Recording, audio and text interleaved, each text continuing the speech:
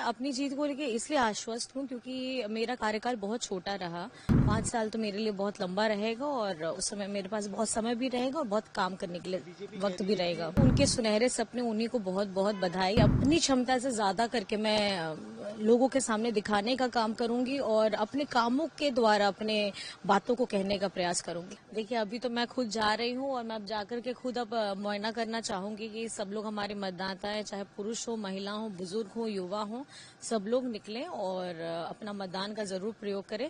बस मैं इसलिए सोची कि अब थोड़ा सा पता लगा लिया जाए क्षेत्र में हमारे लोग कितना निकल रहे हैं।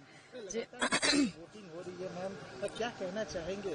क्योंकि द्वितीय चरण के चुनाव में जिस तरह से लोगों का निकलना आप लोगों तक पहुंची है, जनसंपर्क लास्ट में जिस दिन था उस तरह से आप जनसंपर्क कर रही थी, डायरेक्ट कनेक्ट कर रही थी, जी। तो क्या लग रहा है, कितना उम्मीद है अपनी जीत को लेकर?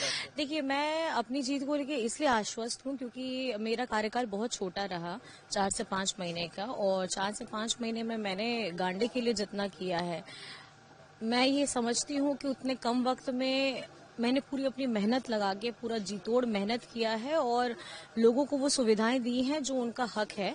और कहीं ना कहीं अगर इतने कम कार्यकाल में मैंने इतना काम किया है तो आप समझ सकते हैं कि 5 साल तो मेरे लिए बहुत लंबा रहेगा और उस समय मेरे पास बहुत समय भी रहेगा और बहुत काम करने के लिए वक्त भी रहेगा। बीजेपी कह रही है कि 23 नवंबर जेएमएम का विदाई का दिन है और झारखंड में बीजेपी सरकार पूर्ण बहुमत से सरकार बनाने जा रही है, क्या कहना चाहिए? देखिए, अब सपने में पालना कोई बुरी बात नहीं है और वो उनके सुनहरे सपने, उन्हीं को बहुत बहुत बधाई और शुभकामनाएं। क्योंकि जिस तरीके से आपने पहले चरण में वोटिंग देखा है और हमारी लोगों का और खास करके हमारी महिलाओं का, नारी शक्ति का देखा, आप समझ सकते हैं कि पूरी ताकत से हमारी आधी आबादी हेमंत सोरेन जी को और खास करके हमारे महागठबंधन को पूरे ताकत के साथ मजबूती दे रही है। महिला वोटर्स लगातार आप उनका एक अलग ही, कल्पना सोरेन का एक स्टार कैंपेनर के तौर पर जिस तरह से पूरे झारखंड में लगा, तो क्या कहना चाहेंगे? क्योंकि जिस तरह से सैलाब देखा गया आपकी जनसभाओं में, हम लोग भी घूम रहे थे। जी,